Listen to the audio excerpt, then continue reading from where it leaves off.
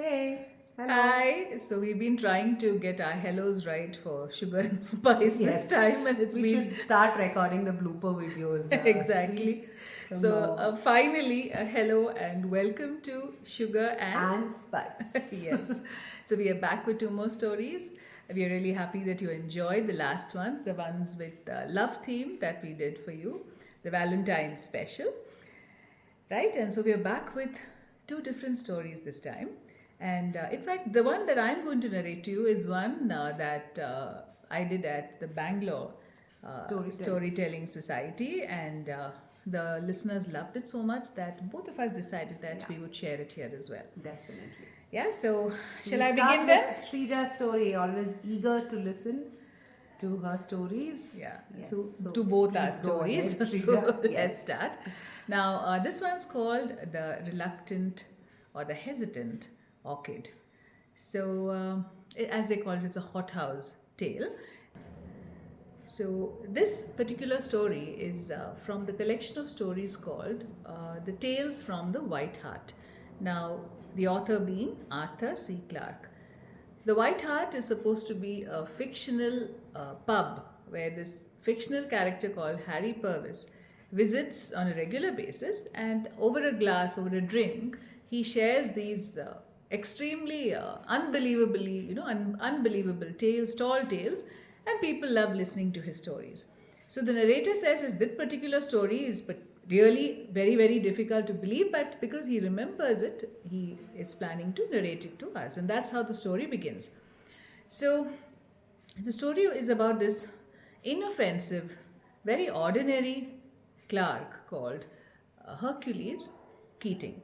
Now, Hercules, as you know, is a name that is something which is quite difficult to carry because we're talking about a demigod for True. crying out loud, and to have a name like that requires a person of a certain Yeah. stature. And Yeah. this here, Hercules Keating, was a very puny little fellow, quite short, very short in fact. And the narrator says it's not surprising that he didn't have any friends, I mean, in the sense his social life was extremely poor, and the best friends that he had were the ones who grew in pots, in his conservatory. So, because he hardly had any human friends, if you could call him that, but he had a fantastic conservatory. He loved cacti and orchids in specific, particularly. And he had this beautiful hothouse, this conservatory, where he grew all kinds of orchids and cacti. And being known in that particular world, he, of course, he bought from several people, but he even had plants coming to him from remote corners of the world, because people who in that particular field knew that he loved cacti and orchids. So that was his life, and he enjoyed pottering around over there. And he, because he didn't have anything, not much of a social life to spend his money on, he spent it on his plants. Now, that apart, there was one person who was very, very prominent in his life, and that was his aunt Henrietta. Now, Aunt Henrietta was completely, a different person, poles apart. Now, we're talking about a woman who was more than 6 feet, massively built. She wore tweeds, and dressed like a man, and she chain smoked cigars.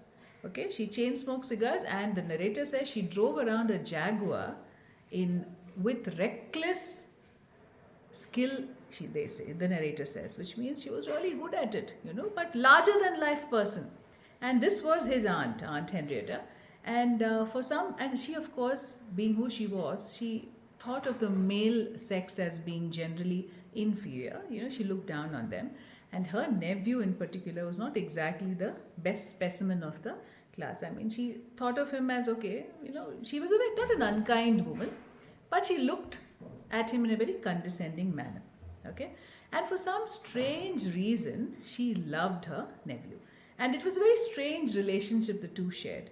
She would visit him every single week, once a week, and she bred dogs. She had made a lot of wealth for herself. And one line I shouldn't forget, the narrator says that she was like I told you, the stuff that she liked doing. Her parents always wanted a boy, but then they were never sure if they had been granted that wish. So that was Aunt Henrietta. for you. But like I said, she was not an unkind person. She bred dogs. Again, she didn't breed dogs of the tiny type, the kind that ladies like carrying around in their purses. No, she bred the huge dogs like German Ferocious Shepherds and Great Danes and Alsatians. These were the dogs. And at any time of day, she would have a couple of them with her. So when she visited Hercules' house as well, she had a couple of dogs, and they'd be chewing on his carpet and generally enjoying themselves, while he would be pouring out tea and giving his aunt a very nice tea, and all the while thinking of, because he had reached from at first it was just fear, that changed to an active hate. He hated his aunt, and he hated the fact that he had to tolerate her, right from the handshake which almost broke his hand, and the slap on his back which almost twisted his spine, and the rest of it that followed. So he hated his aunt with a vengeance, but he couldn't do anything about it. She was, after all, the only living relative, and she liked him. She really loved him. So she'd entertain him with, he would entertain her with tea every weekend, hoping at the same time if there was some way that he could murder her. His thoughts were that dark and bad, but he knew nothing could be done about it until one day he received this particular orchid from an unknown source, because the address was a very vague postal address, somewhere from the Amazon forest, it said. I mean, the plant was supposed to, the source was the Amazon forest, and he didn't know who had sent it to him. And the person who brought it to him, he managed to haggle a good price for it, because the root looked dead. Not only did it look, it was very very unimpressive bit of plant, if you could call it that. And it even had it had a terrible smell about it, in fact, faintly smelling of a corpse, of a rotting body. That was the kind of smell he had. So altogether, he wasn't pleased with it. But being a kind of collector of sorts, when it came to orchids, he bought the plant, and very unenthusiastically, he brought it to his hothouse and he planted it there. And he watched it, even though because he had, after all, invested in it. Nothing happened for a month. He kept watching it every day. Now, after 1 month, when he thought that because with orchids you never know when they're going to sprout, there was a little green shoot that appeared, and now he was very excited, because as all orchid growers would know, there's something very mysterious about these plants, because you never know what the end product is going to be. It might be something very, very different. The flower might be exquisite. It might be very, very different. And he was hoping for something like that, and it was, after all, not dead. And he started watching it, and then once the shoot appeared, this started growing with rapid speed. It was really rapid. The growth was very, very fast. And soon it had shot up, and as thick as he says, thick as a man's forearm. And it was a virulent green, bright green, and there were a few curious bulges on the top. Apart from that, there was nothing very spectacular about the plant, but he was very curious. He hadn't seen anything like this. And he kept watching, because all of us know that with orchids, the flower can appear at any time and it may last just for a few hours. Okay, so he was hoping to catch it. But as it usually happens, it happened when he was asleep at night. And when morning he came to look at the plant, he found that it had sprouted about 8 tendrils, long tendrils that hung right down to the ground. Now this plant had already shot up to, it was almost touching 6 feet. It was a towering plant, and it was fascinating. And he looked at it and he kept watching it, and he realized that not only were these tendrils long and thick, but they didn't look perfectly still. It looked like they were moving. And what was very disturbing was that whenever he appeared in the vicinity, it seemed to sway in his direction, and there was this feeling of hunger that he could sense from the plant, which scared him. He thought it was in his head, but then it was very disturbing. He didn't like the fact that the plant didn't stand still like the others, and it had to wave its tendrils around. So, because he had this doubt in his head, he went and read up. He says, how silly I am, I should read about this. And he went and picked out H.G. Wells' story, The Flowering Orchid, if I'm not mistaken, where he speaks about this orchid that lets out this beautiful smell, overpowering smell, but that is a smell that puts its victims into a stupor, and then the plant devours or eats its victim. But he knew that this plant, apart from a bit of a stink, there was nothing else about the plant which was, similar to that. But there were a lot of other similarities that the orchid had, which was very different. So he decided to test the plant. So he got a broomstick, and at the end of the broomstick, he tied a piece of raw meat, and he stood at a safe distance. Okay, and he'd already been skirting around the plant, not going near it. So he stood at a safe distance and held it to the plant, feeling positively foolish because he was sure that it was ridiculous that he was holding a piece of meat to a plant out of, the doubts in his head. Nothing happened for the first few seconds. Then he saw the tendrils starting to sway, and then before he knew it, two of the tendrils shot forth with such lightning speed that before he knew it, he felt a tug at the end of the broomstick, and the plant had pulled out the meat from him and it was holding it close to itself. He was shocked, and he watched the plant, and it held on and stayed still, and it stayed still for 24 hours, nothing happened. The next day, when he came towards the end of the day and checked out the plant, he found that there were a few root-like things that had grown from the piece of meat which was still visible. And while he was watching, it disappeared inside the plant. So the plant had tasted blood for the first time. Now, Hercules was thrilled and terrified at the same time because here was a biological marvel and he could get famous with it. At the same time, he wasn't sure what sort of monster this plant was. So he continued feeding it. He didn't tell anybody about it. It was his secret. And soon it had reached a stage where the plant was consuming about 1 pound of meat every day. And Hercules had a suspicion that it was capable of eating even more if he let it eat. But he didn't. He kept it with, that amount of meat. And it was while this was going on, and one day when his Aunt Henrietta had come and he was pouring tea, in his mind, one wishfully thinking if it had been poisoned, what would have been the situation when that was happening. It suddenly struck him that he had the perfect solution right there near his house.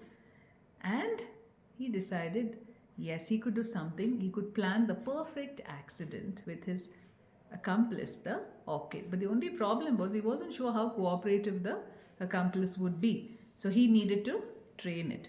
So after the aunt left, from the next day onwards, he started training the plant.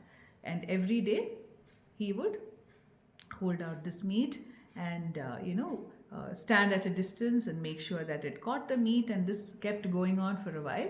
And in between, he had thought of, so far it was dead meat that the plant was consuming. He did toy with the idea of getting one of the stray dogs and testing it out on the plant, but he was a kind-hearted soul and he couldn't think of doing that. So the first victim would have to be Aunt Henrietta. And he would make sure to cry and tell the police when they came after the whole thing happened that he didn't know why Aunt shouldn't have wandered into his conservatory and so on. It was an accident. So he had everything planned. So after that, 2 weeks, he starved the plant. He didn't give it any meat to keep it hungry. And then while pouring tea out on one of the notorious tea evenings with Aunt Henrietta, he mentioned to his aunt, I have a surprise for you in the conservatory if you come and have a look, aunt. So Aunt Henrietta, of course, looked down her nose at his plants and his hobby, because when she wanted to de-stress, she went to Kenya and hunted animals. That was her idea of de-stressing. And here was her nephew growing plants in pots and pottering around them all the time. But she still loved him. So she said, okay, I'll see whatever it is that you want to show me. Better be interesting. And she followed him to the conservatory. Now, he had already prepared the conservatory in such a way that even before, when he was he was always worried the plant would get him. So he had cordoned off the entire section where the orchid stood, so that by mistake he wouldn't go, and he had tied ropes and made sure that it was watered in a different way with pipes and so on. So he was nowhere near it. He would watch it with he was very careful.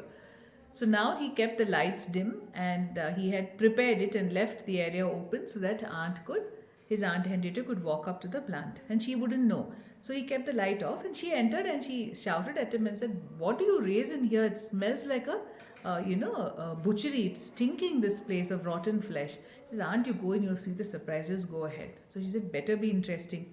She walked right up, and when he knew that she was very, very close to this orchid, uh, he switched the light on. When aunt looked up, looked at in front of her, she saw this towering moat, 6 foot, almost her height, taller than her, this plant standing there, and she stared and kept staring. And here Hercules stood at the back and, kind of rubbed his hands together and excited. Okay, here it was going to happen. And he watched the tendrils of the plant carefully. He had started calling them tentacles. And the tendrils slowly started moving. And then, of course, they shot out, but they did not behave the way Hercules had wanted the plant to behave.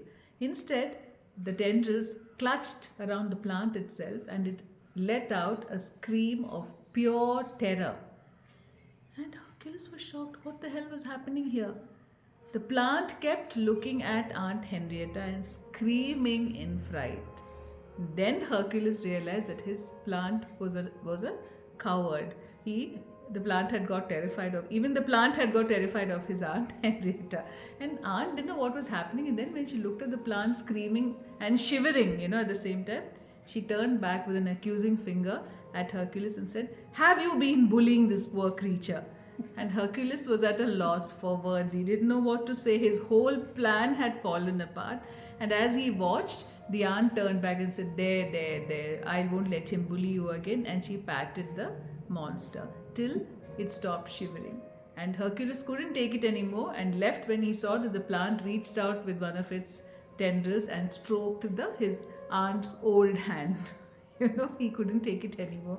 And they say that after that, Hercules was a broken man, because the aunt and the orchid bonded like never before, and now her visits increased to 2 or 3 times a week. He couldn't stop that. She would get special juicy tidbits to give him, the ones that her dogs didn't like, and the plants would love it.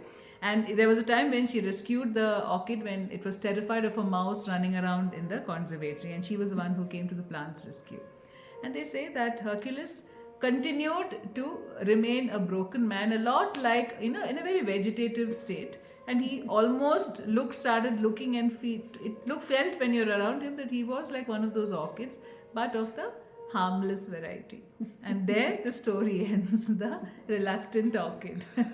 So funny at the same time, so Yes, deep. exactly. You expect something else to happen, and then, Finally, So this was the ending was totally unexpected. yeah, we would generally expect something very macabre, but it turned the other way around, and his evil intentions. And it shows how what a terror aunt was. Yes, and sweet at the same time, that kind of a thing. So that was a story for you. So lovely listening to Shrija. So Beautiful that- story. I hope you enjoyed that. And now, of course, we're going to listen to something wonderful that Deepti has to share. Go on, Deepti. Yeah. So my story for the day, can't call it a story really. So today I want to share something related to a plant or a tree as well, but a very very different take on plants or trees. I want to mention the connection between Erilam pala, that is a certain variety of a tree. It's got a single huge trunk, and it branches out, and it has these bunch of flowers, a color almost like an off-white, which it is the reason why it's called Erilam pala. Eda means 7 in Malayalam, and pala is the name of the tree, of course, and this bunch has 7 leaves. In each bunch there are 7 leaves. And the speciality of this tree, many of you might have already heard, the connection between Erilam pala and yakshis. Now yakshis are these female ghosts or Demons. demons. I wouldn't call demons, spirits of women who have Being died. wronged in some way. Actually, yeah. So it's very interesting the way they have connected something from nature to the Something horror supernatural. stories Yeah. and the supernatural stories that are always fascinating. So in our childhood, especially people from Kerala, and in fact, when I read more about it, when I researched more about it, I came to know that this concept of yakshis is there in many other cultures, Yes. not just in Kerala, but even in many other states, especially the southern states, I would say, and there are references to Yakshi all over. So one very interesting story which I read about or I watched somewhere. It was about this Yakshi who used to there was this road where every time a vehicle would pass by, especially if the driver is young, maybe a little intoxicated, he would pass by that road. He would see the shadow of this woman, this beautiful voluptuous woman. So there's this image of Yakshi in your mind, you can always picturize a Yakshi in that way. She has long black hair and very very attractive personality and body. So from you see that shadow, you know that there is some there is some an evil spirit or somebody in the form of a woman. And this auto driver, one day he was passing through this road and he saw this lady, and he was so taken by her charm that he actually followed her first in the auto. Then he stopped the auto and he started walking behind her when she actually got into the woods. And they say that she reached a certain tree, an Edilampala, a huge tree with these Fragrant flowers. fragrant flowers. Yeah, I'll come to the flowers. And this auto driver actually saw this lady turn back at him, and she had this horrifying face with her tongue stuck out And fangs. yeah, fangs and bloodshot eyes and all that. And he fell there unconscious, and the rest is the next morning he was found dead and things like that. So they say the legend behind this is that particular tree on that on the roadside was actually a pala tree on which a nail was put to capture a spirit. A certain Brahmin had put a nail inside that tree and captured the spirit there, and it was by chance that somebody had removed the nail and the spirit was let free. And or the tree was chopped, I think. Yeah, that was the story. Okay. And the tree was chopped and the nail had come out and the spirit had no place to live. And then she started wandering around. Now this, coming back to this Edilampala, like Shrija mentioned, I just missed the point that the flowers of this tree, it has this very very strong fragrance. It was not it wouldn't be pleasant to everybody, but it was so strong and literally intoxicating. And some people would even faint under the tree. This was another reason why it was connected to these yakshis and ghosts and things like that, and people were discouraged from going under the tree. Yes. Mainly because this tree has this fragrance which found many people found it very difficult to breathe that smell. Also the pollen, they say, was a one which caused a lot of allergies. Some people would develop a very very strong headache when they were under this tree. And the fragrance also was connected in many of the stories to seduction.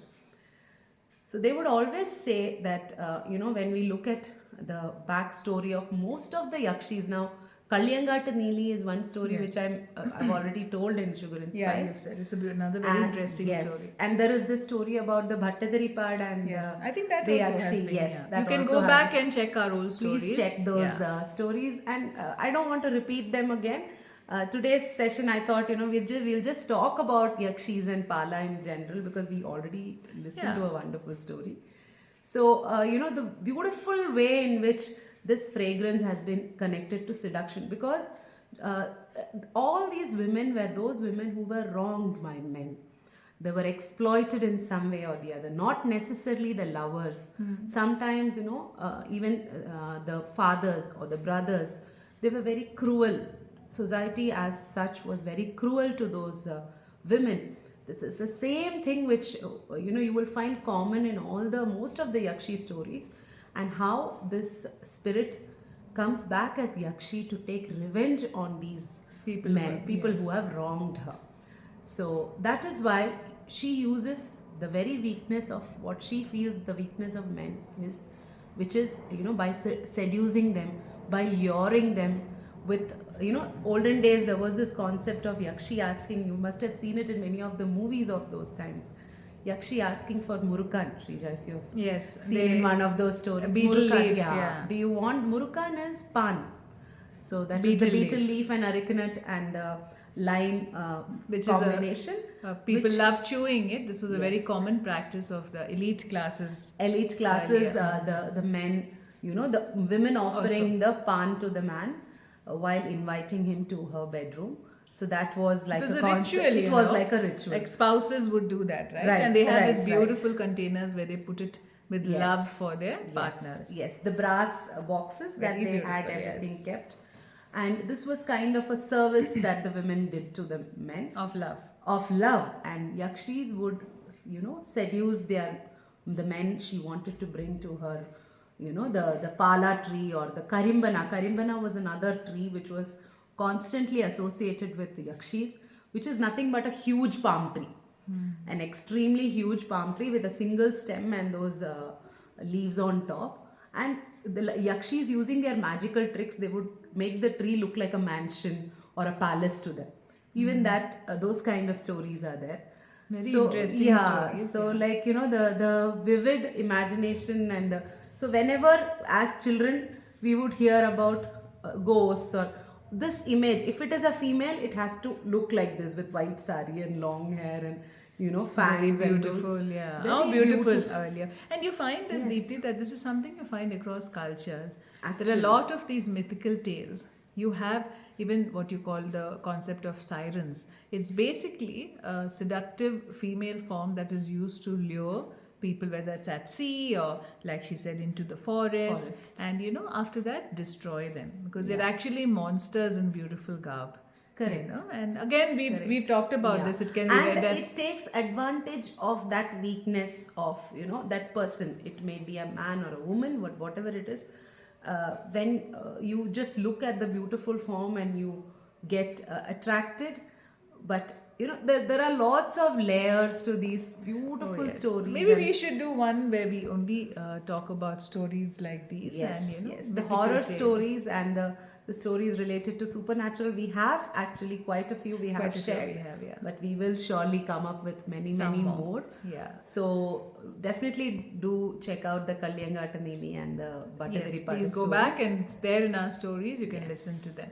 So that's about certain things which I wanted to talk about. Very interesting, Deepthi. And since you brought it up, I realized we should do it again Yes. because the response had been very good that time as well. Right. So any ideas or any Suggestions. stories that come to your mind that you'd like us to share, do let us know. Meanwhile, Yes. keep listening to Sugar and Spice and send Please, us. like Shrija said, you can also suggest the stories that you have heard, just one-liners that you would like us to share, or even personal stories for that matter. You can get in touch with us if you want us to present it on our channel. Yes, Okay. Shrija? Yeah, so that should be fine for today. And do listen to us, enjoy the stories, do share, do subscribe, and do let us know, give us your feedback. So until then, bye from Sugar and Spice. See you all. Bye-bye. Love you.